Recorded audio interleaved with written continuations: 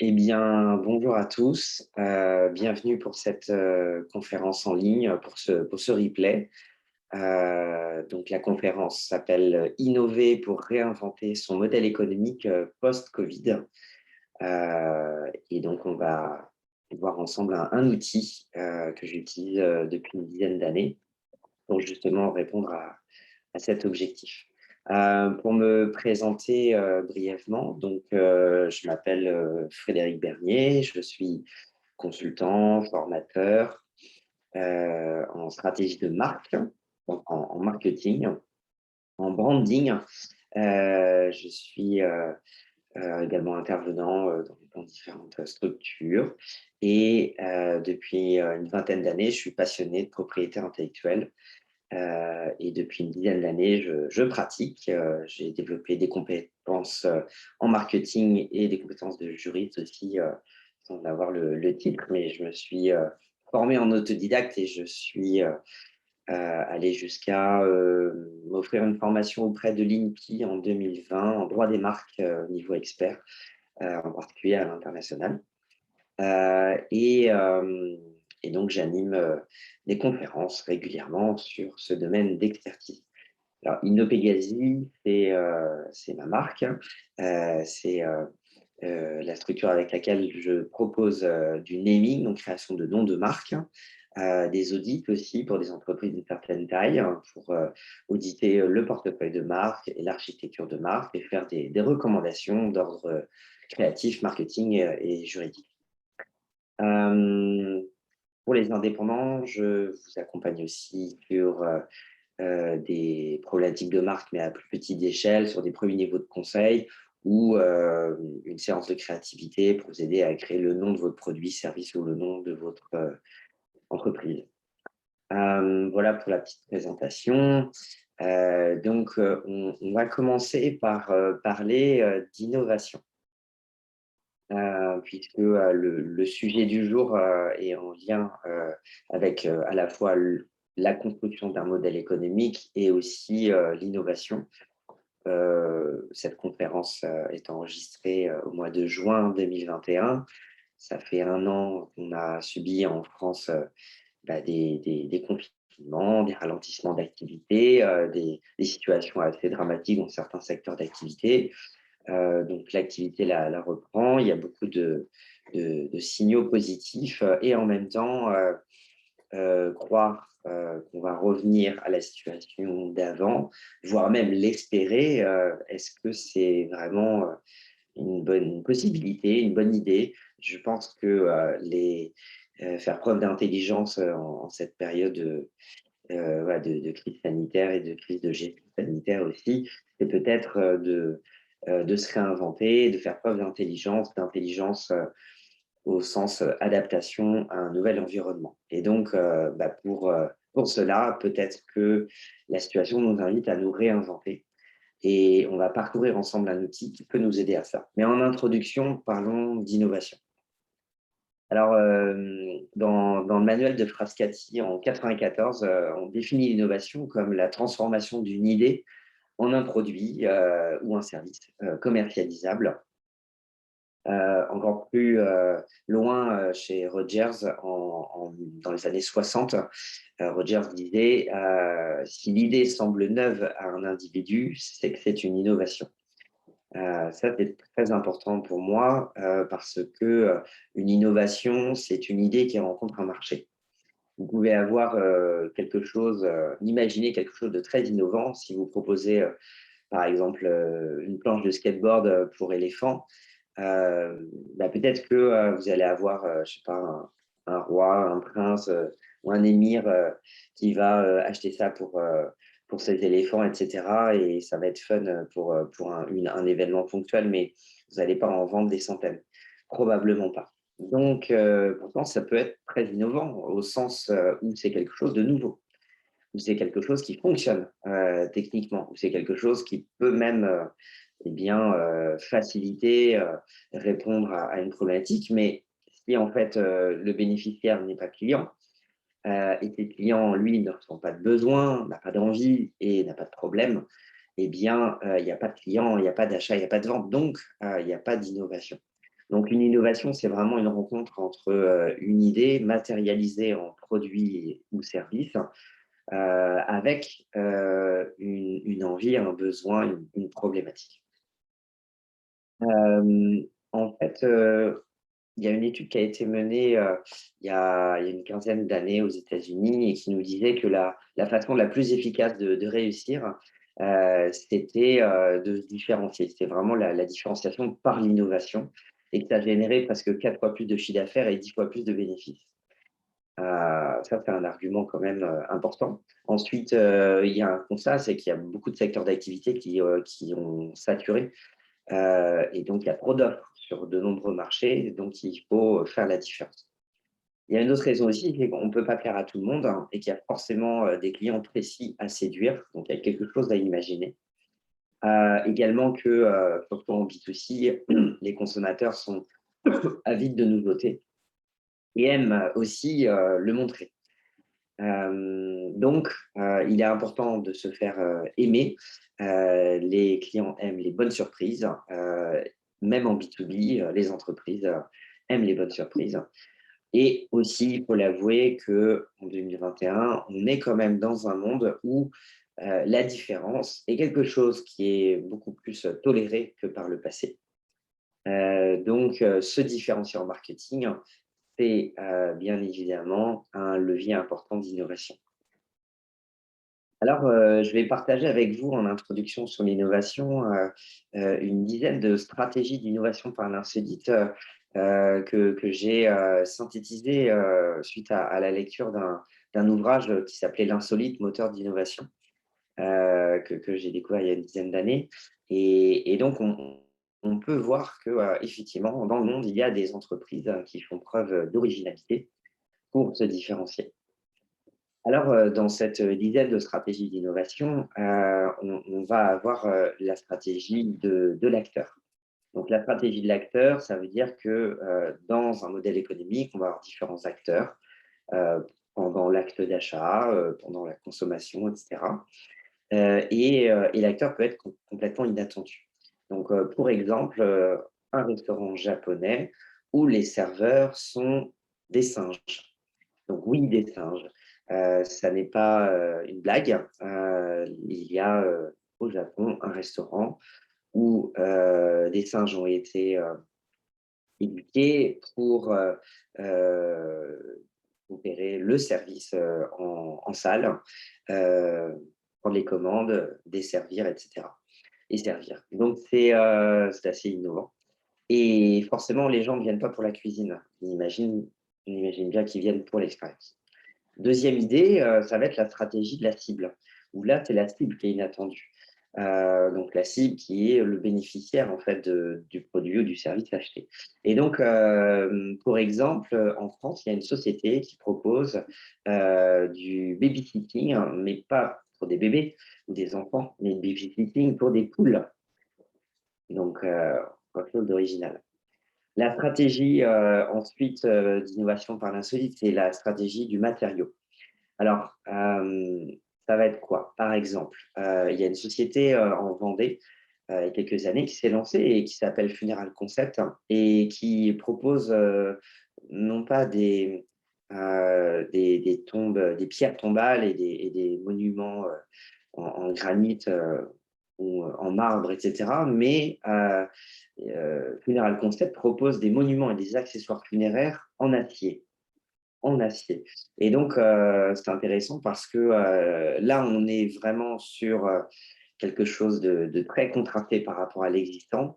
On pourrait utiliser ce terme qui est difficile à prononcer, qui est disruptif, puisqu'effectivement, on voit bien qu'il y a un avant et un après. Et il rencontre un certain succès. Ensuite, on a pour quatrième stratégie, la stratégie de l'absence. Alors, stratégie de l'absence, c'est qu'il y a quelque chose qu'on a l'habitude de voir dans un modèle économique qui disparaît. Je vous donne un exemple. À Moscou, il existe un café qui s'appelle le Babochki et toutes les consommations sans alcool sont offertes à volonté. Mais pourtant, on paye quelque chose. Mais alors, qu'est-ce qu'on paye?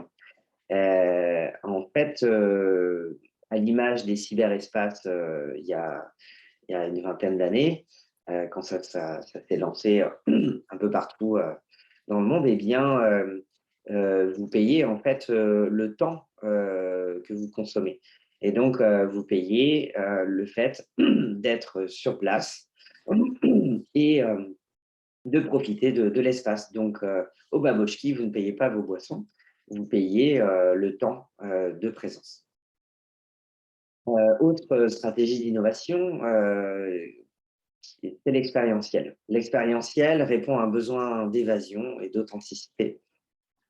J'ai pour exemple une agence de voyage en Finlande qui vous propose une nuitée dans un igloo de glace authentique avec la promesse en bonne saison d'une vue sur d'hypothétiques aurores boréales.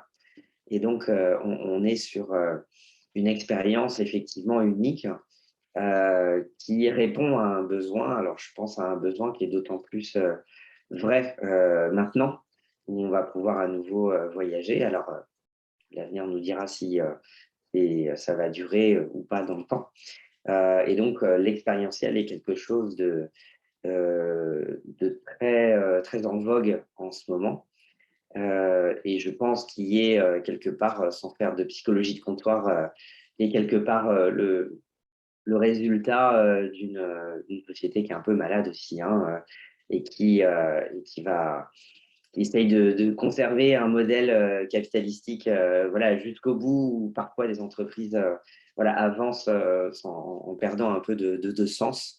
Et donc, les salariés, eux aussi, perdent le sens de la direction de leur travail, de leur raison d'être dans l'entreprise. Donc, avec la maladie du siècle et le stress et toutes ses conséquences, burn-out, dépression ou au pire des cas suicide, effectivement, il y a un grand besoin de se ressourcer et de s'évader de cette réalité-là.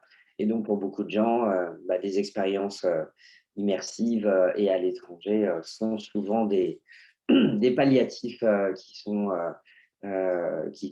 bénéfiques, en fait.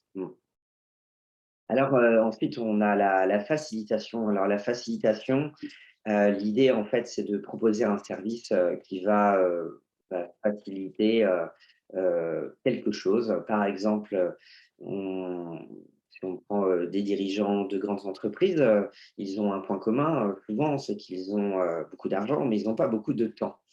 Et ce qui est, amusant parfois, c'est de réaliser que certains, ou certaines d'entre eux, eh bien, ont, des vêtements, un peu usés, des attachés case, pareil, un petit peu, usés ou, un peu fétiche qui est porté depuis très longtemps. Et donc, si vous êtes, coach en image, eh bien, vous pouvez, par exemple, faire la promesse au chef d'entreprise que s'il bloque, une journée avec vous pour, refaire sa garde-robe, à la fin de la journée, en mettant, le budget nécessaire, eh bien, il aura son profil colorimétrique, ses conseils sur le choix d'un parfum, le choix d'accessoires, de vêtements, de costumes, de chaussures, etc., etc., à la fois en revisitant la garde-robe et à la fois en allant faire du personal shopping en boutique. Et donc, le coach en image peut dire, voilà, moi je vous accompagne à la journée, ça va vous coûter 500, 1000, 2000 euros. Et puis vous, vous prévoyez un budget pour justement acheter tout cela. Donc ça peut être plusieurs milliers d'euros, quoi. Donc là, on est dans la facilitation puisque le dirigeant qui n'a pas de temps, tout d'un coup, voit possible de refaire complètement sa garde-robe et donc d'avoir à nouveau les costumes, des chemises, des accessoires, etc., dans un temps vraiment express. Euh, je vais vous donner d'autres exemples en fait, qui sont assez impressionnants par rapport à ces différentes stratégies d'innovation par l'insolite. En Allemagne, il existe une boucherie qui ne s'adresse pas aux humains, mais qui s'adresse aux chiens. Donc, c'est une boucherie dédiée aux chiens. Donc, c'est bien leurs maîtres, évidemment, qui vont acheter la viande, mais pas pour la consommer, mais pour la donner à leurs animaux de compagnie.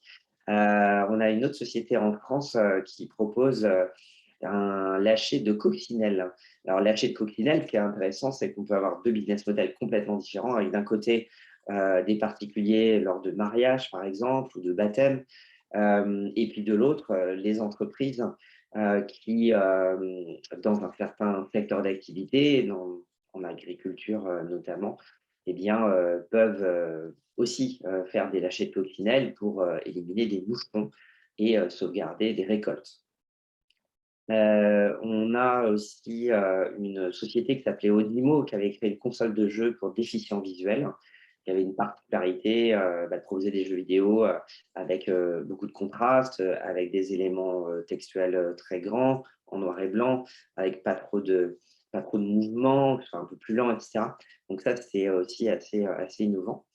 Euh, on a aussi dans le domaine du stylisme aussi des accessoires de mode où on remplace le textile par d'autres techniques, comme par exemple des sacs à main qui étaient réalisés à partir de disques vinyles. Ou encore, pour un dernier exemple, euh, on a aussi un site e-commerce britannique qui s'appelait Multivore et qui proposait en ligne d'acheter des insectes comestibles. Et en plus, pas n'importe lesquels, des insectes rares. Donc, vous savez, aujourd'hui, et c'est une des projections futuristes dans les habitudes de consommation. On sait qu'on mange énormément de viande et beaucoup trop et que voilà, on va à notre perte aussi à cause de cela et qui du coup, il y a des alternatives, notamment du côté des insectes. Et il existe aujourd'hui en apéritif des petites choses assez crunchy à base d'insectes, etc. Et là, en fait, sur ce site, vous pouviez acheter des insectes rares comestibles. Donc, ça peut être des papillons, des très grands papillons très rares. Etc. Donc, on peut aller sur des niches et avoir du succès. Donc voilà pour cette introduction autour de l'innovation. Et maintenant, je vais vous présenter un outil qu'on appelle le Business Model Canvas. Je vais partager mon écran pour que vous puissiez le voir, en fait, le document. Donc, ce document, vous pouvez le trouver sur Internet. Vous éditez Business Model Canvas sur Google Images et vous le trouverez assez facilement. Donc, cet outil, en fait, est issu d'un livre qui s'appelle Business Model Nouvelle Génération, qui a été écrit il y a pas mal d'années maintenant, qui est le fruit d'un travail collectif de grands groupes de salariés qui travaillent dans des grandes boîtes alors de mémoire de Microsoft, IBM, etc. Aussi de cabinets d'agences, de cabinets, pardon, de créativité, de design thinking, et également des consultants en créativité et des facilitateurs. Et donc, eh bien, tout cela a abouti à cet outil qui, historiquement, est utilisé surtout par les startups dans le domaine digital, mais qui est applicable à tout type d'entreprise. Cette matrice, elle est imparfaite, hein, mais elle a le mérite d'être de permettre rapidement de construire un modèle économique, d'explorer pas mal de choses. Moi, j'utilise comme un outil de facilité. Elle est imparfaite puisqu'il manque par exemple la concurrence, qui est un sujet essentiel et qui est une brique qu'on devrait ajouter. Il manque également la dimension sociétale. C'est intéressant d'imaginer qu'on pourrait aussi interroger l'impact sociétal sur le plan social, économique, écologique, qu'on pourrait ajouter. Néanmoins, c'est un outil qui fonctionne très bien. Et donc, il est composé de 9 briques, hein, et ce que je vais vous inviter à faire, c'est à prendre des notes par rapport à ce que je vais vous partager sur des points clés. Alors, bien sûr, cet outil, on ne va pas avoir le temps de rentrer dans le détail en une conférence d'une heure et demie, mais on va pouvoir explorer au moins les 3 briques principales qui sont pour moi la colonne centrale que vous voyez, qui est l'offre, la proposition de valeur. Tout à droite, la segmentation client. Et entre les deux, les modes de relation client. Euh, Vous avez en fait également les partenaires, euh, vous avez aussi les activités, les ressources, les canaux de distribution, les structures de coûts, les sources de revenus. On va rentrer dans le détail sur chacune d'entre elles au fur et à mesure. Alors, par rapport à l'offre, on va explorer en fait cette première phase. Euh, c'est c'est important en fait, c'est de considérer que un modèle économique, c'est quelque part l'alchimie de toutes ces composantes, et donc elles sont interconnectées. Et c'est bien l'ensemble qui va permettre de créer de la valeur, qui va permettre de vous différencier et de voir comment en fait les briques sont interdépendantes et interagissent. Et quand on bouge quelque chose ici, ça a un impact là-bas. Donc, quelque part, il y a une approche un peu systémique qui est assez intéressante. Euh, Commençons par la proposition de valeur. Donc, moi, je maîtrise cet outil, puisque j'utilise depuis une dizaine d'années. Je l'ai utilisé en workshop chez des clients. Et en fait, on peut utiliser cet outil soit en lancement d'activité, donc on va être dans une forme de brainstorming à partir d'une feuille blanche, ou alors on peut être dans une évolution, et c'est le thème de la conférence du jour, c'est-à-dire comment on peut innover pour se réinventer post-Covid, après une crise économique et sanitaire, comment je peux faire pour me réinventer. Vous allez avoir des problématiques. En ce moment, par exemple, on sait qu'il y a une pénurie de bois. Donc, il y a certaines filières qui sont impactées par celle-là, par cette crise. Le bois devient de ressource plus rare et donc plus cher, avec des fois des choses assez absurdes, hein, puisqu'en fait, on exporte en fait du bois français et on importe du bois américain, et pourtant, il y a des pénuries, etc. Donc, ça, c'est un autre sujet, mais c'est pour illustrer le fait que parfois, une situation comme celle-là exceptionnelle, eh bien, vient bousculer en fait une ou plusieurs briques du modèle économique, et que c'est le moment de parcourir et de réinventer ça. Alors moi, j'ai synthétisé en fait et enrichi cet outil-là par rapport à comment utiliser, comment brainstormer en fait dans chacune des briques. Donc, je vais vous partager le fruit de mon expérience, et à chaque fois vous inviter à postuler. Pour les novices en créativité, juste rapidement, dire que les questionnements que je vous invite à explorer, c'est de le faire, il s'agit de faire un brainstorming. Donc, la règle d'or, c'est de ne pas vous censurer. Donc, il est très important de respecter cette règle d'or, de ne pas vous censurer vous-même, et de ne pas faire de suppositions sur les éventuelles censures que vous pourriez avoir de votre associé, de vos collègues, de votre manager, etc. Parce que vous allez tuer la créativité dans l'œuf. Donc, ça, c'est un prérequis évident. Malheureusement, il y a des entreprises où ça, c'est impossible. Et je pense que ce sont les mêmes entreprises qui, un jour ou l'autre, mourront. Et puis, il y en a d'autres qui sont au contraire ouverts, qui font preuve d'humilité, et dans lesquels on peut faire preuve de créativité avec un véritable engagement de la direction derrière. On va commencer par la proposition de valeur, donc, qui est la colonne centrale. Alors, il y a une dizaine de typologies de création de valeur, de grandes tendances en fait, qu'on peut voir dans les modèles économiques. Et on va commencer par la nouveauté. Donc, le principe de nouveauté, en fait, tout simplement, il s'agit de se demander en quoi le produit ou le service qu'on veut proposer est nouveau. Nouveau ne veut pas dire forcément innovant, alors que l'inverse est vrai. La nouveauté, ça peut être quelque chose en fait d'éphémère, mais ça peut être quelque chose de pérenne aussi. Je vous donne un exemple avec Google, qui, il y a quelques années, lançait de façon très light et de façon très empirique, en mode test and learn, leurs lunettes, donc les Google Glasses. Et il y avait une communication très grand public.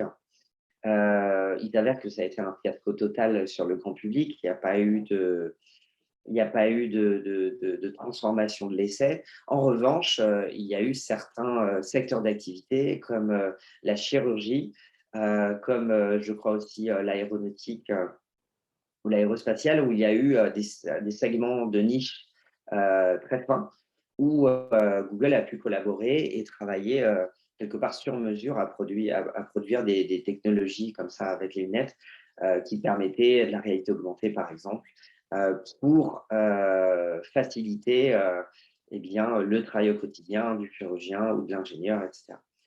Un autre registre complètement différent, il y a en Amérique latine un artisan dans un petit village qui propose un produit original. Ce sont des glaces aux légumes. C'est nouveau. C'est nouveau.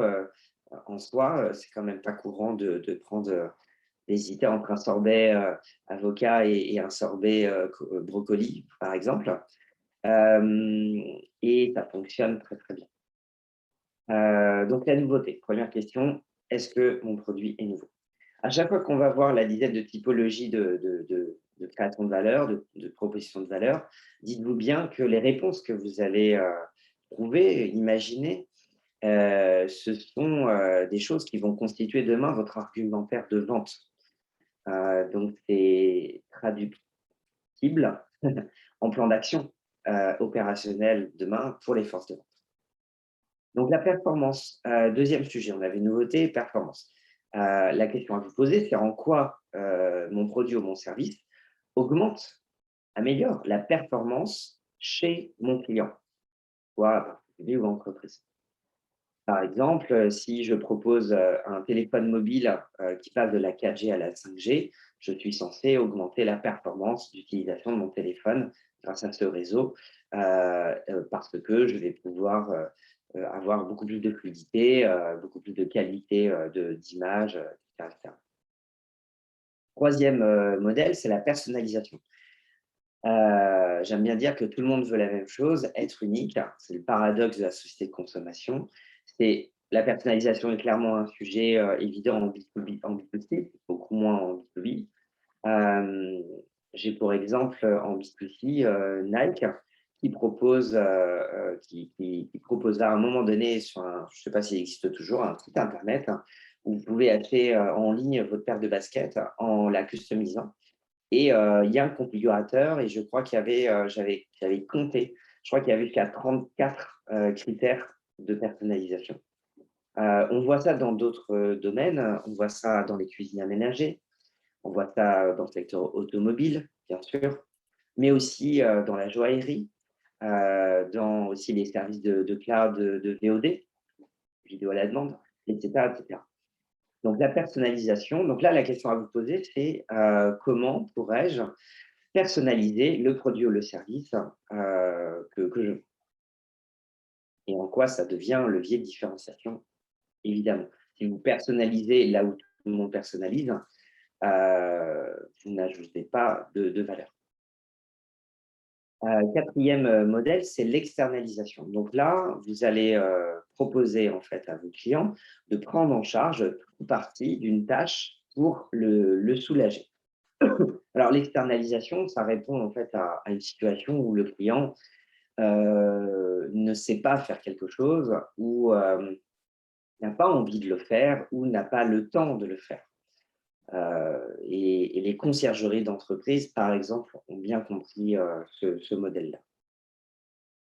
Ensuite, vous avez le modèle du design. Là, le sujet, c'est que le simple fait de proposer un produit esthétique permet de satisfaire un besoin ou même plutôt une envie.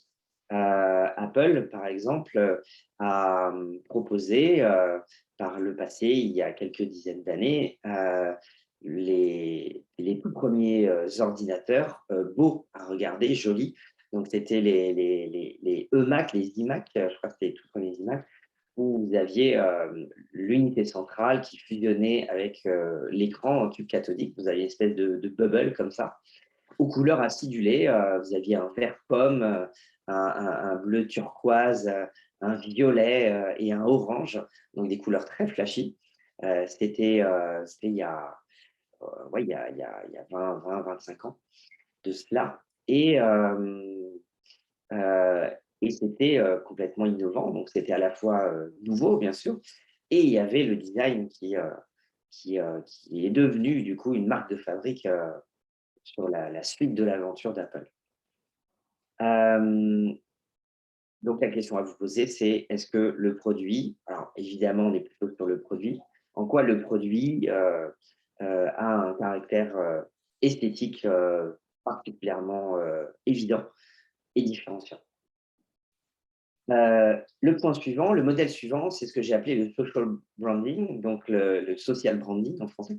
social branding. Donc, là, l'idée, c'est que le simple fait de consommer en fait votre produit ou votre service devient un code social, un marqueur social.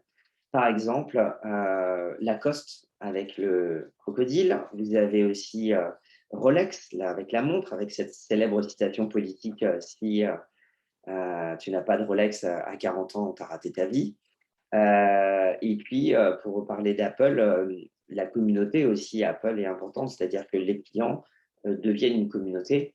Et par exemple, au lancement de l'iPhone, on avait un phénomène de mode assez impressionnant, alors même que le prix du téléphone était quand même sur un positionnement haut de gamme, voire luxe pour certains publics. En parlant de ça, on va parler maintenant du modèle sur le prix. Alors, le prix est un vrai sujet par rapport à la proposition de valeur. On sait que la guerre des prix fait rage dans de très nombreux secteurs, donc comment se positionner?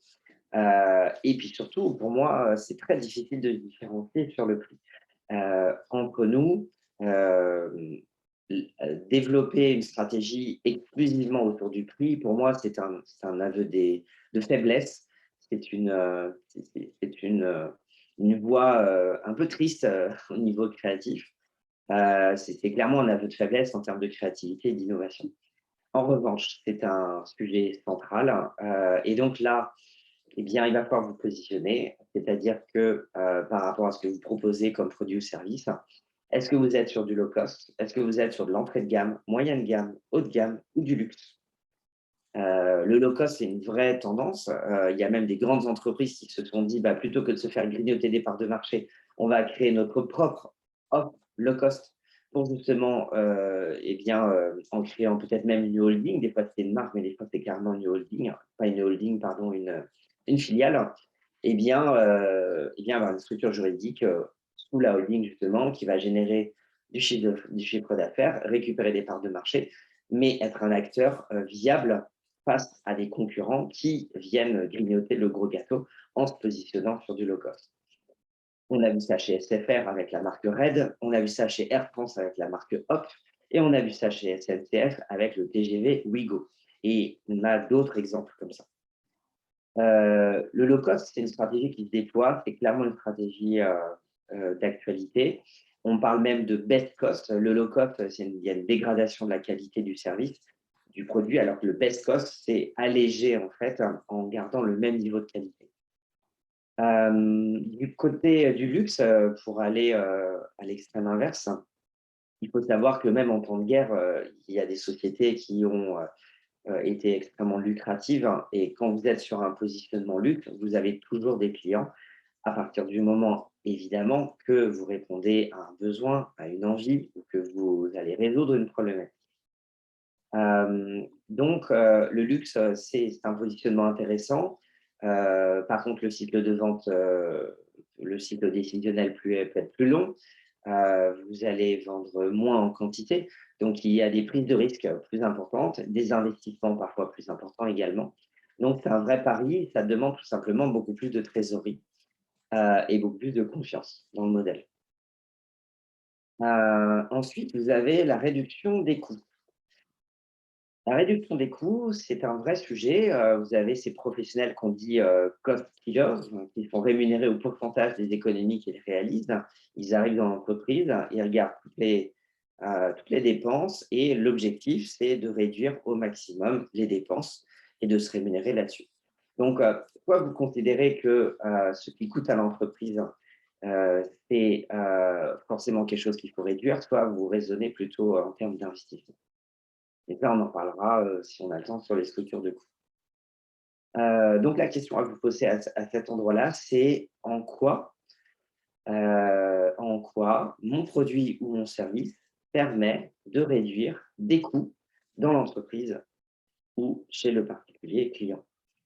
La réduction des coûts, elle est évidemment d'ordre financier, mais aussi, vous pouvez l'interpréter sur le plan humain. On peut parler de coûts humains. Lorsque vous proposez une prestation qui permet de réduire le stress en entreprise, de réduire les accidents du travail, de réduire les burn-out, etc., vous avez une réduction de risque humain qui entraîne une réduction de risque financier. Donc ça, c'est de coûts financiers. Voilà. Donc ça, c'est un modèle intéressant. Alors le lapsus n'est pas neutre puisque le point suivant, c'est la réduction des risques. Donc là, on va jouer sur la sécurité pour rassurer. Donc par exemple, je pense à la Fnac qui a été suivie derrière, hein, a développé il y a une quinzaine d'années bon nombre des services en plus de la vente de leurs produits, extension de garantie, pack d'assurance, prolongation d'assurance constructeur, service de remplacement à neuf, hotline, etc. etc. Et donc, l'idée, c'était de générer de la marge pure de façon régulière pour justement augmenter la rentabilité de l'entreprise. Quand vous êtes la Fnac et que vous vendez un, un appareil photo, un ordinateur d'entrée de gamme, et que derrière vous vendez une extension de garantie et une assurance, il est probable que vous gagnez plus d'argent sur les services additionnels que sur la marge du produit en lui-même. Donc la réduction des risques, ça peut passer par là. Alors c'est un peu le travers aussi, c'est qu'on peut tomber dans le marketing de la peur, qui est très efficace, qui marche très bien. Donc après, là, on vient aussi explorer le registre de l'éthique et de la morale. Donc, mais c'est en tout cas, d'un point de vue stratégique, c'est très performant. Il y a ensuite le modèle de l'accessibilité. Donc là, l'idée, c'est de rendre abordable un service habituellement inaccessible. J'ai pour exemple, et d'ailleurs, je l'ai fait pas plus tard que lundi dernier, j'ai piloté une Lamborghini.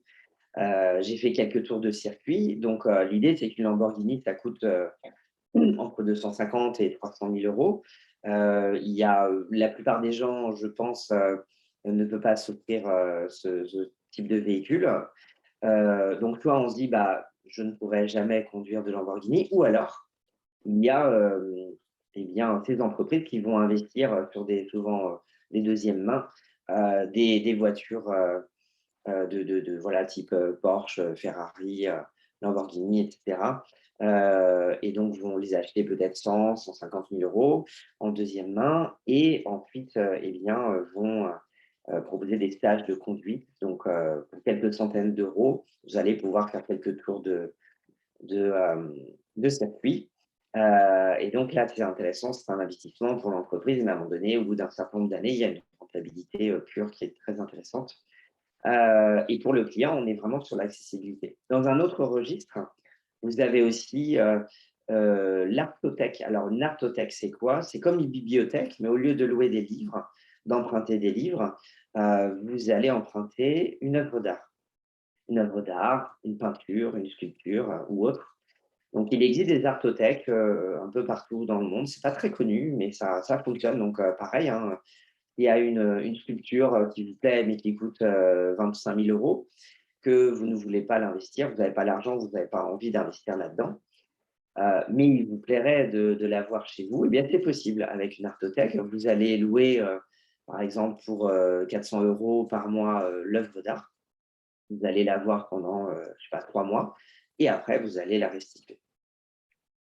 Il y a enfin un dernier modèle sur la proposition de valeur, qui est la facilitation. Et donc, la facilitation et l'ergonomie. Donc là, l'idée, c'est de proposer quelque chose qui va faciliter le quotidien de vos clients, que ce soit une entreprise ou un particulier.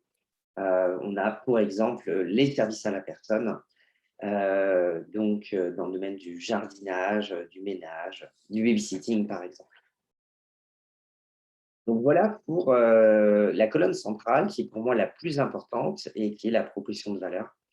Et je vais m'autoriser, c'est la chance du replay, une petite pause et je vous retrouve tout de suite. Alors, on va continuer avec la segmentation client, donc qui est tout à droite dans le schéma. Donc là, la question de base en marketing, c'est qui sont mes clients. Il y a plusieurs façons de les segmenter. Déjà, est-ce qu'on est en B2B ou en B2C, donc business to business ou business to consumer? Business to business, ça veut dire que vos clients sont des entreprises ou des organisations publics, parapublics, ou encore des associations. Et quand vous êtes en B2C, votre client est pas un particulier. Ça, c'est une première segmentation. Vous pouvez avoir l'un ou l'autre ou plusieurs, les 2, voilà. Ensuite, par rapport aux particuliers, on va se poser des questions plus précises. On peut segmenter en B2C en fonction de l'âge, en fonction du genre, en fonction de la catégorie socio-professionnelle, en fonction des habitudes de consommation, en fonction du pouvoir d'achat. Il y a plein de critères comme ça. Bien sûr, la localisation géographique aussi, etc. Ensuite, du côté des entreprises, on peut les segmenter par taille. La taille d'une entreprise, elle est définie par 2 critères, le chiffre d'affaires et le nombre de salariés de l'entreprise. Et puis, on peut segmenter aussi par secteur d'activité. C'est-à-dire que si, par exemple, vous vendez des imprimantes, eh bien, vous pouvez avoir 3 secteurs d'activité clients majeurs, le secteur bancaire, le secteur je sais pas moi, architecte, et puis le secteur hôpitaux, par exemple. Vous pouvez aussi segmenter par zone de chalandise. Donc, la zone de chalandise, c'est la zone géographique où vos clients se situent et où ils achètent. Donc, si par exemple vous êtes un coiffeur, votre zone de chalandise, elle est vraisemblablement limitée à la commune dans laquelle vous pratiquez. En revanche, si vous vendez des coques de téléphones mobiles sur internet, eh bien, vous pouvez potentiellement vendre un peu partout dans le monde. Ce qui va être limité, ça va être les histoires de douane, de frais de livraison, de coûts de stockage aussi divers. Donc, il y a d'autres questions qui se soulèvent. Hem Et puis, si vous êtes, par exemple, je sais pas, une société de déménagement, peut-être que vous pouvez avoir un territoire qui peut être le Grand Ouest. Voilà. Donc, la zone de chalandise est à définir, le territoire. Ensuite, on peut avoir une segmentation des clients par, rentabilité. Est-ce que mon client a une rentabilité forte ou faible? On verra après que dans les modes de relation client, eh bien, évidemment, on va associer un mode de relation client très engageant avec des clients rentables et peu engageant, avec un investissement faible sur des clients où la rentabilité est faible. C'est pas exhaustif, vous avez plein de critères de segmentation, bien sûr, je ne les cite pas tous. On va parler aussi de marché dans cette méthode. Donc la question, ça va être, est-ce que, on est sur un marché de masse ou un marché de niche, par exemple? Donc le marché de masse, on considère que le besoin est générique et massif, donc il concerne un champ large de prospects. Donc par exemple, je vais prendre, ceci pour exemple, donc le stylo.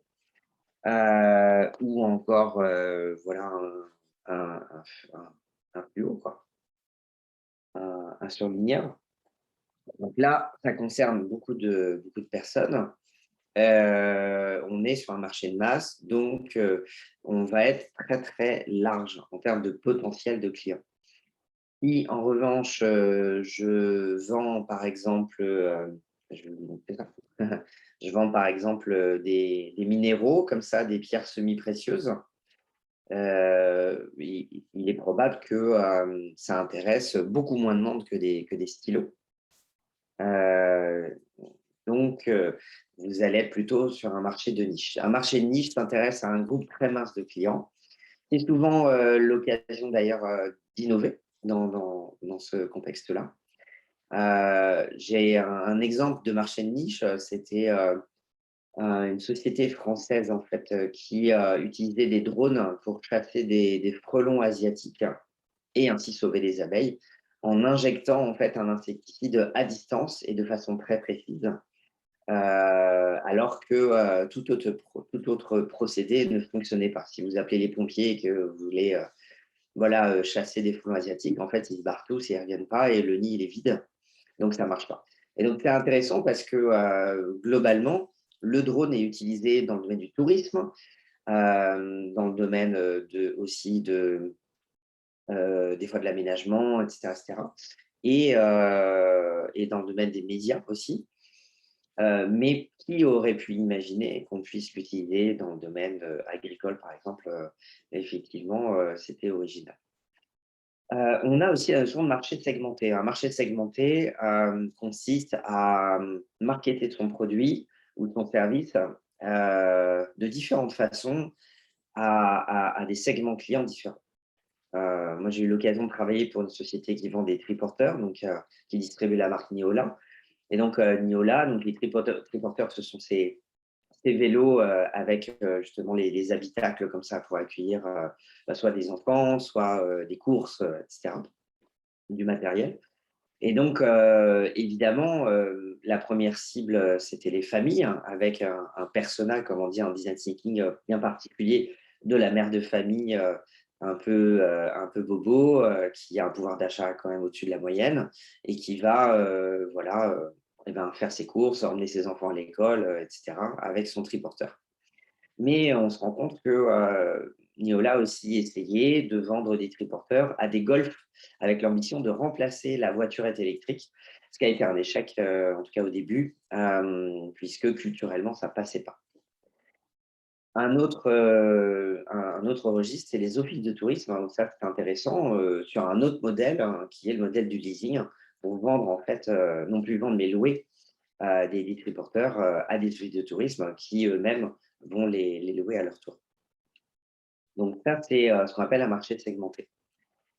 On a aussi le marché diversifié. Donc là, le principe, c'est de capitaliser sur tous vos savoir-faire, vos machines, vos équipements, vos brevets, vos marques et puis vos expertises aussi, vos compétences pour proposer quelque chose de totalement différent. En gros, on utilise les mêmes ingrédients, mais pour proposer une recette et un résultat totalement différent. Je me souviens d'une société qui s'appelait Delta Composants qui a sauvé sa peau en inventant la dentelle numérique. Ils utilisaient en fait le parc machine de plaques numériques. Ils faisaient des cartes mères, cartes filles pour l'informatique, l'électronique, etc. Et ils se sont rendus compte qu'en utilisant ce savoir-faire, eh bien, ils pouvaient créer des objets de décoration. Et ils ont même fait signer certains objets de déco par des designers français connus. Et donc ça, c'était assez malin pour justement sauver la petite industrie. Il y a un autre marché moins connu qui est le marché multilatéral, qui a cette particularité en fait de nécessiter trois acteurs dans le marché. Alors on le connaît par exemple du côté des médias gratuits, si vous avez un journal quotidien gratuit distribué dans les transports en commun, comme ça a été pas mal le cas il y a quelques années, eh bien, le média a besoin d'avoir une audience, donc va annoncer, je sais pas moi, 100 000, 1 million de personnes qui vont lire le média chaque jour. Et puis, va présenter ça à des annonceurs qui, eux, vont du coup acheter un espace publicitaire et donc communiquer sur un message promotionnel pour acheter un quart de page, par exemple. Donc, le média a une activité finalement de régie publicitaire. Donc là, on a trois acteurs. On a le média, on a l'annonceur et on a le lecteur. On a besoin des trois pour que ça fonctionne. Donc voilà pour la segmentation client. Alors maintenant, voyons la brique qui se trouve entre l'offre et la segmentation client, c'est la relation client.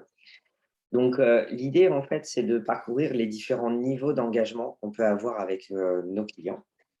Et ce qui va être intéressant, c'est en amont de réfléchir à vos différents produits et services que vous allez pouvoir eux aussi segmenter et en face, eh bien, avoir une définition claire de votre segmentation client et de faire des couples produits-services clients. Parce qu'en fait, vous avez la possibilité de tout combiner. Vous pouvez vendre des produits et des services différents et vous pouvez avoir des différents segments clients. Et donc, il y a certains produits qui peuvent avoir un certain positionnement que vous allez vendre à certains clients et pas d'autres. Donc, une fois que vous avez bien fait ce travail-là, vous allez associer un mode de relation client à un couplage segment produit, segment client. Voilà, ça c'est important. Euh, pour moi, il y a 6 niveaux en fait, 6 tendances en fait. Donc, on va commencer par le plus simple et le moins engageant, c'est le self-service. Le principe du self-service, hein, c'est de créer, de configurer les canaux de vente et distribution de sorte que le façon soit totalement autonome. C'est le cas, par exemple, de distributeurs de bouteilles d'eau dans des aéroports et des gares. C'est aussi le cas d'un site e-commerce où vous allez, voilà, par exemple, un site qui vend des consommables de cigarettes électroniques, eh bien, les circuits sont mis en place pour que le client soit autonome. Le self-service est vraiment adapté à de la vente de produits plus qu'à de la vente de services et aussi à des produits qui ont une marge faible. Donc, quand on a une rentabilité faible, il faut faire tout ce qu'on possible pour aller en self-service parce que sinon, vous allez vite grignoter votre rentabilité en payant les salaires des gens qui gèrent la relation client. Le niveau au-dessus, c'est ce qu'on appelle les services automatisés. Donc, les services automatisés, ça fonctionne à l'aide de data et donc ça va simuler un conseil personnalisé. Donc, c'est vraiment la notion de publipostage, hein. Quand vous recevez par exemple un email d'un de vos fournisseurs qui vous dit eh bien, bonjour Julie, vous avez acheté ceci, cela il n'y a pas longtemps. On s'est dit que ça pourrait être intéressant de vous parler de ceci, cela. Si vous êtes intéressé, vous pouvez nous joindre. Nanana. Donc là, tout ça, c'est automatisé, c'est-à-dire qu'avec les outils aujourd'hui de marketing automation, on peut faire des publipostages qui sont vraiment très personnalisés et qui fonctionnent à l'aide de data qu'on a collectées soi-même ou qu'on va louer auprès de prestataires spécialisés dans le domaine. Au-dessus, on va avoir l'assistance personnelle. Donc là, l'idée, c'est d'accompagner le client pendant l'acte d'achat, voire même pendant la consommation. Donc là, on va avoir une assistance personnelle. Alors, ça peut être un vendeur, hein, tout simplement, sur un point de vente physique. Ça peut être sur un site e-commerce, ça peut être un chat avec un humain derrière qui répond. Ça peut être aussi un call center avec une hotline téléphonique. Donc là, on a vraiment une relation d'humain à humain. Vous avez au-dessus l'assistance personnelle dédiée qui est un petit peu plus personnalisée. L'idée, c'est qu'on va vous attribuer en fait un conseiller nominativement. Et on voit ça beaucoup dans le secteur bancaire, par exemple, ou chez le coiffeur, ou dans des agences intérim ou d'autres métiers, où effectivement, quand vous avez un banquier, c'est monsieur, Rodolphe Martin, c'est pas Julie Plainpied. Bon. Vous avez bien une personne dédiée. C'est pareil quand vous allez chez le coiffeur. Alors, je ne connais pas trop, mais si vous allez dans un salon où vous avez 4 coiffeurs, coiffeuses et que vous préférez que ce soit, je sais pas moi, Rachid qui vous coiffe parce que vous préférez Rachid à Juliette, eh bien, c'est toujours Rachid qui vous coiffera parce que vous le souhaitez. Donc là, en fait, il y a un lien qui est plus fort que l'assistance personnelle puisqu'on a vraiment une personne nominative. Ensuite, on commence à aller sur quelque chose de beaucoup plus engageant, c'est ce que j'appelle la communauté. Donc à l'heure des réseaux sociaux, du crowdsourcing, crowdfunding, ça fait sens en fait à 200 effectivement de créer des communautés de clients, de consommateurs. On va s'appuyer sur eux pour identifier des ambassadeurs et du coup faire en sorte que dans ces communautés, on a des prescripteurs qui vont diffuser en fait, recommander la marque, recommander les produits et les services. Et enfin, le Graal, c'est ce que j'appelle la co-création. Donc c'est bien sûr à partir de la communauté, On va en fait utiliser les réseaux sociaux pour proposer de faire intervenir nos consommateurs, nos clients dans le processus de création de valeur, dans par exemple la création d'un nouveau produit ou d'un nouveau service, en laissant les différents choix stratégiques aux clients. Alors ça, c'est très intéressant, c'est assez expérimental, mais j'ai plein de cas concrets que j'ai analysés, d'ailleurs sur des marques originales comme Marc Dorcel, où on est dans le secteur du porno chic, chez Innocent ou Michel et Augustin. Innocent, on est dans l'agroalimentaire sur des produits gourmands avec une marque avec un capital sympathie très fort et d'autres. Et on peut le faire sur du produit, on peut le faire sur du service. Alors, je vais continuer et là, je vais brièvement vous présenter les 6 autres briques. Donc, à gauche de l'offre, vous avez activité. Donc, activité, c'est un faux ami. C'est-à-dire que ça ne parle pas du secteur d'activité, de votre secteur d'activité, ça parle de tout ce qu'il est nécessaire de faire pour justement vendre votre produit et votre service.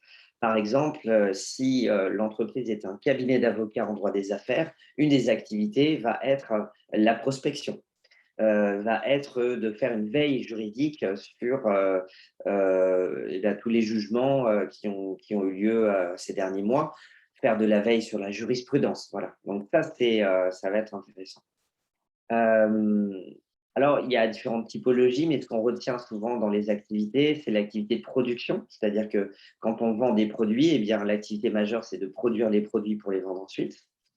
Ça peut être aussi la résolution de problèmes, hein, quand on vend de la prestation intellectuelle, et cetera, ou même dans l'entreprise, quand vous vendez des services ou autres, quand vous êtes dans l'ingénierie, vous faites face à de nombreux problèmes, si on prend l'aéronautique ou l'aérospatiale. Voilà, si on prend le cas de la société SpaceX d'Elon Musk, dans les activités majeures, c'est la recherche et l'innovation et c'est le prototypage. Et donc, il a fallu de très nombreux essais avant de réussir, en fait, avant que les ingénieurs de l'aérospatiale réussissent et l'aéronautique réussissent à faire atterrir à nouveau eh ben, une fusée qui est partie, la faire réatterrir voilà, au sol en la préservant, ce qui fait une économie qui n'est pas neutre, en fait, hein, plutôt qu'elle elle gravite comme ça, tel un satellite artificiel autour de la planète, ça pollue voilà, l'espace. Donc, bien évidemment, il a fallu résoudre un certain nombre de problèmes techniques d'ingénierie complexes pour réussir cet exploit.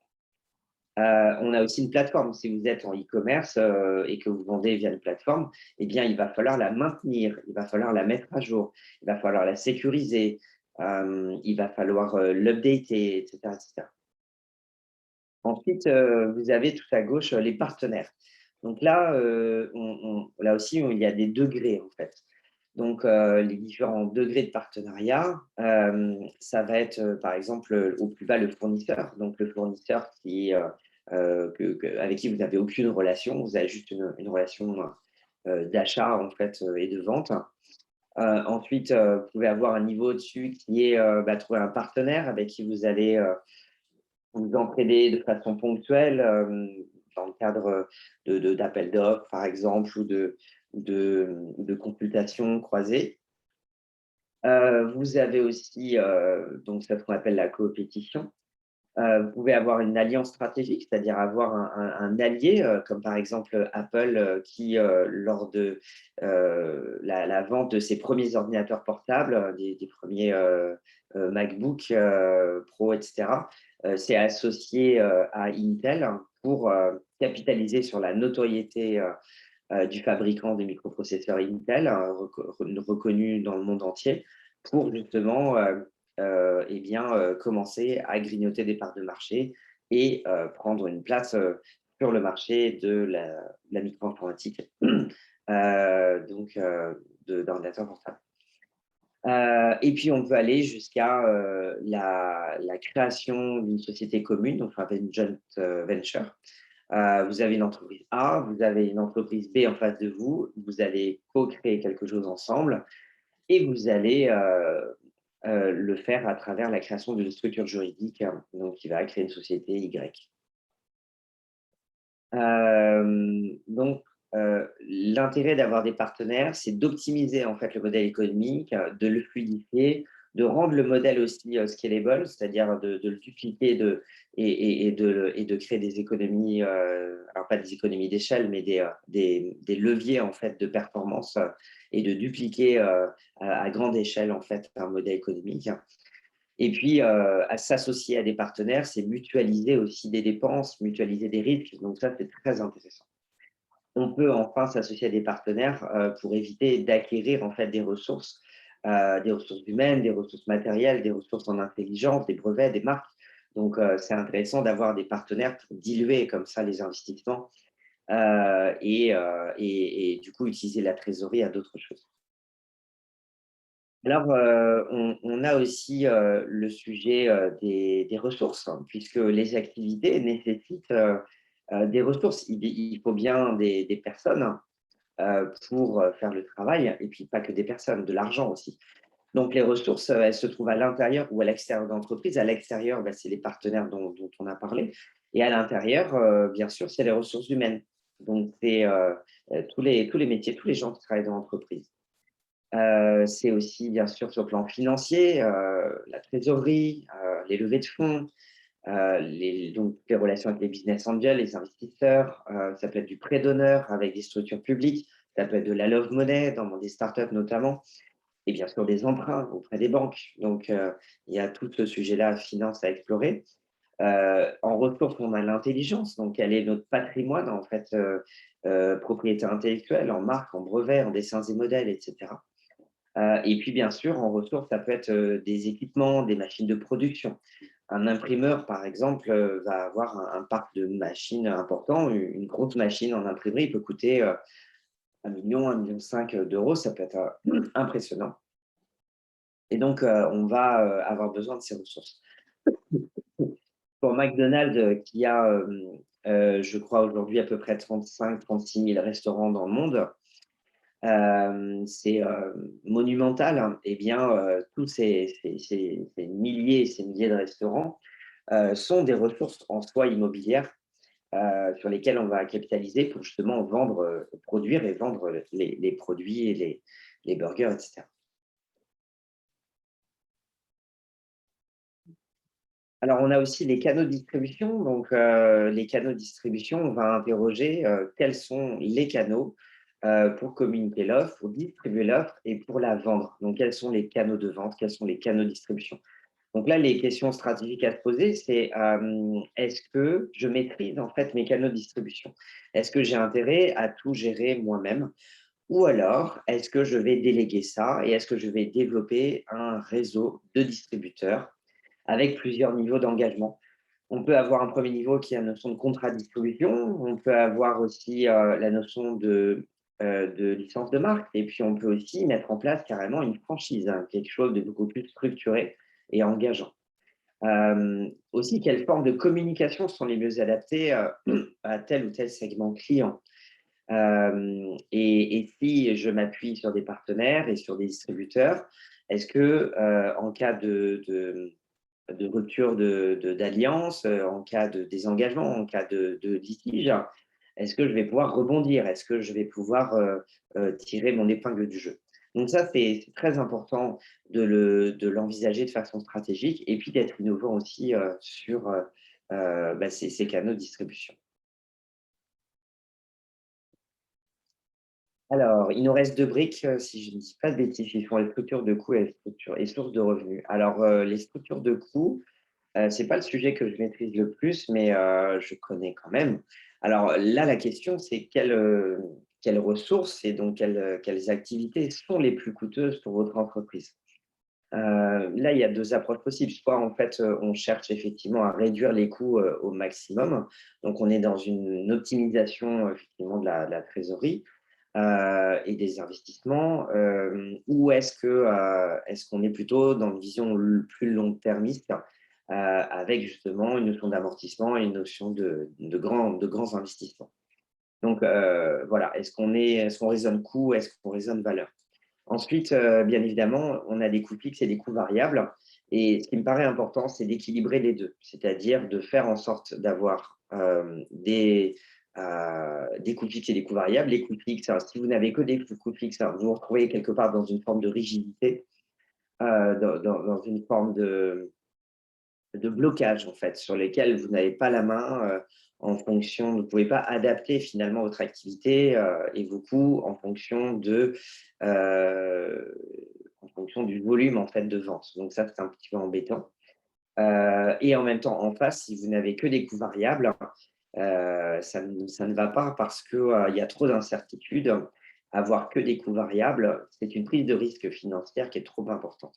Vous ne pouvez pas vous permettre en fait, d'avoir uniquement des coûts variables.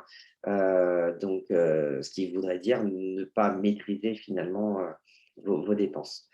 Donc, ce qui est intéressant, c'est d'essayer aussi de faire des économies d'échelle ou des économies d'envergure qui sont liées au volume. Donc, plus la production augmente, plus le coût de fabrication diminue, par exemple, alors on a des fonctions qui sont à coût fixe, entre guillemets. Donc, il y a des métiers comme les nôtres en marketing où, voilà, qu'on vende 5 ou qu'on vende 100, la réflexion en amont aura été la même. Alors qu'on a une logique de part variable, par exemple, dans la rémunération des commerciaux, et ce qui paraît assez évident. Questionnez-vous sur les structures de coûts et demandez-vous aussi comment vous pourriez innover dans ce domaine-là. Et puis enfin, on conclut avec les revenus, donc les sources de revenus. Alors déjà, il y a deux cas majeurs, hein. Soit on est sur du paiement ponctuel, soit on est sur du paiement récurrent. Ça, c'est intéressant. Et dans les différents modèles qui sont étudiés dans le livre et que j'ai pu aussi explorer, on a la vente de produits. Donc évidemment, on vend la propriété d'un bien matériel. Ça, c'est quand vous vendez une chaussure, en fait, une paire de chaussures, vous vendez le droit de propriété de la paire de chaussures. On a le droit d'usage qui s'associe aussi à la location au prêt. Donc là, on vend le droit d'usage d'un service, par exemple louer une voiture, ou louer un livre, ou louer ce que vous voulez, un appartement. Vous avez aussi les abonnements. Donc l'abonnement, ce qui est intéressant avec l'abonnement, c'est qu'à un moment donné, le flux financier automatisé eh bien, donne l'impression aux clients, aux consommateurs que ça devient indolore. On l'oublie presque que chaque mois, on dépense tant de dizaines ou de centaines d'euros par rapport à ceci ou cela. C'est budgété, donc c'est intégré et c'est automatisé. D'ailleurs, il est intéressant de constater que de très grandes entreprises vous ponctionnent en fait tous les mois plusieurs dizaines ou centaines d'euros parce que c'est comme ça que ça fonctionne. Quand vous prenez votre budget en tant que particulier, regardez vos postes de dépenses, on en est tous là. Soit vous êtes locataire et vous payez un loyer, donc voilà, c'est votre poste de dépense principal en général. Soit vous êtes propriétaire et vous remboursez la banque, sauf si à un moment donné, vous avez fini de rembourser la banque et que vous jouissez de votre résidence principale sans payer de mensualité. Ensuite, deuxième poste de dépense qui est voilà, principal, c'est l'alimentaire. Donc là, il peut y avoir des formes d'abonnement. De plus en plus sont proposées à travers des box, à travers des choses comme ça. Et puis après, on a tout ce qui est énergie, donc électricité, gaz, eau, tout ça, c'est par abonnement. La téléphonie mobile, c'est par abonnement, Internet aussi. Toutes les plateformes de divertissement, Deezer pour la musique. On peut avoir aussi, on peut s'abonner à YouTube maintenant, on peut s'abonner à Netflix évidemment, on peut s'abonner à, différents services de VOD et tout un tas de services de divertissement. On peut aussi avoir un abonnement par rapport à ses activités sportives et physiques, etc. etc. Donc, même des jeux vidéo en ligne. Bon. Donc, tout cela passe par l'abonnement. Et il y a bien une raison, c'est que c'est quelque chose de très lucratif. Et aussi, ce qu'on peut constater, c'est que quand on est sur un abonnement sur une somme assez petite, assez modeste, on va se rendre compte que quand la personne ne consomme plus le produit, elle quand même continue à payer. Alors ça, c'est intéressant, ce qu'on appelle la friction. C'est-à-dire que finalement, quand vous mettez dans la balance l'énergie qu'il faut et la complexité qu'il faut pour faire la procédure de rupture de contrat, voilà, de se désengager d'un abonnement, et cetera, face au coût, eh ben, vous vous rendez compte que des fois, pour certaines personnes, une prestation qui vaut 5, 10, 15, 20 €, 25 € par mois, même si on ne la consomme pas, eh ben, on va quand même la payer parce que, bah, on prend pas le temps de faire, en sorte de se désengager et de rompre le contrat. Si par contre vous êtes sur un service qui vous coûte 300 € par mois, vraisemblablement, si vous ne consommez pas le produit ou le service, vous allez faire ce qu'il faut pour vous désabonner. On a aussi, dans les sources de revenus, la licence de marque, l'exploitation de licence. Alors licence de marque, licence de logiciel aussi, Microsoft, ça a été longtemps le modèle économique de Microsoft. C'est le modèle aussi d'Adobe.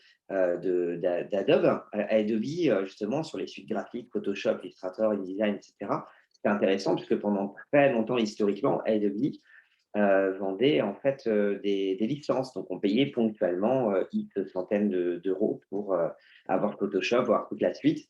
Maintenant, on est passé sur un modèle de cloud et en plus par abonnement mensuel, donc, qui, je crois, coûte une cinquantaine d'euros par exemple.